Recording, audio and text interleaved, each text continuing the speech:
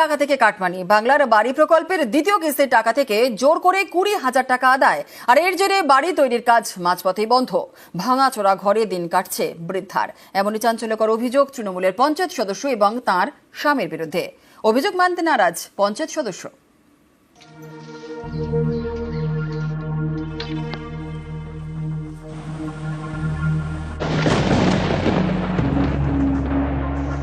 দরমার দেওয়াল, চারপাশ প্লাস্টিকে ঘেরা, টালির ছাউনিতেও প্লাস্টিক। এটা বছর 70-এর অঞ্জুয়ারা বিবির বাড়ি। পাশেই তৈরি হচ্ছে পাকা বাড়ি রাজ্য সরকারের দেওয়া বাংলার বাড়ি প্রকল্পের টাকায়। অভিযোগ, সেই টাকা থেকে 20,000 টাকা কাটমানি আদায় করেছেন তৃণমূলের পঞ্চায়েত সদস্য এবং তার স্বামী।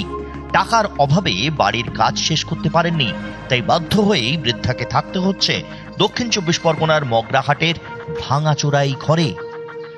ঘর করেছেন? ওই তো করতে করতে রেখে দিয়েছি, টাকা নিয়ে বলে করিনি। কেন টাকা নেই কেন? ওই তো 20,000 টাকা নিয়ে নিল। কে নিয়েছে? জামাল। পঞ্চায়েত সদস্য? হ্যাঁ। এই মাটির ঘরেতে থাকেন? হ্যাঁ। মগরাহাট 1 নম্বর ব্লকের ইয়ারপুর গ্রাম পঞ্চায়েত। এখানকার গোল মসজিদ এলাকার বাসিন্দা অঞ্জুয়ারা বেওয়া। স্বামী মারা গিয়েছেন অনেক আগেই, 5 মেয়েরও বিয়ে হয়ে গিয়েছে, তাই ভাঙাচোরা এই বাড়িতেই একা থাকেন।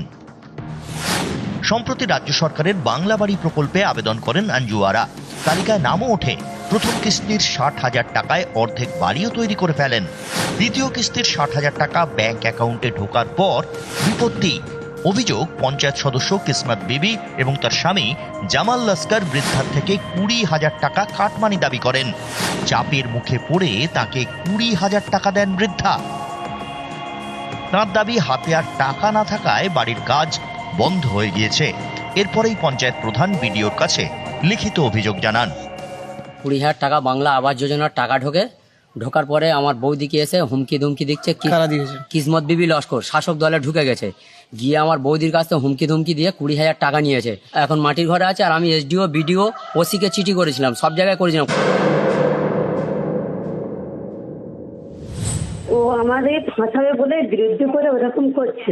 বাড়িটা হয়ে গেছে তো করতে পারছে না, মানে 2 কিস্তির টাকা তো পেয়ে বাড়িটা করতে পারছে। আপনি বলতে চাইছেন আপনার বিরুদ্ধে মিথ্যা অভিযোগ করা হয়েছে? হ্যাঁ।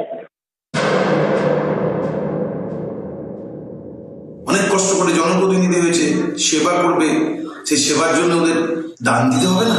কোন রাজত্ব চলছে? গরিব মানুষ, খেটে খাওয়া মানুষ, তার একটা সরকারি যোজনার টাকা পাবে, সেখান থেকে কাটমানি। আর বড় বড় ডায়লগ, কেন্দ্র দিচ্ছে না, অমুক দিচ্ছে না, তমুক দিচ্ছে না। যদি এই ধরনের কোনো ঘটনা ঘটিয়ে থাকে, নিশ্চিত তার বিরুদ্ধে দলগতভাবে ব্যবস্থা নেওয়া হবে। কোনোভাবে গরিব মানুষের সাথে এই কাজ করা যাবে না।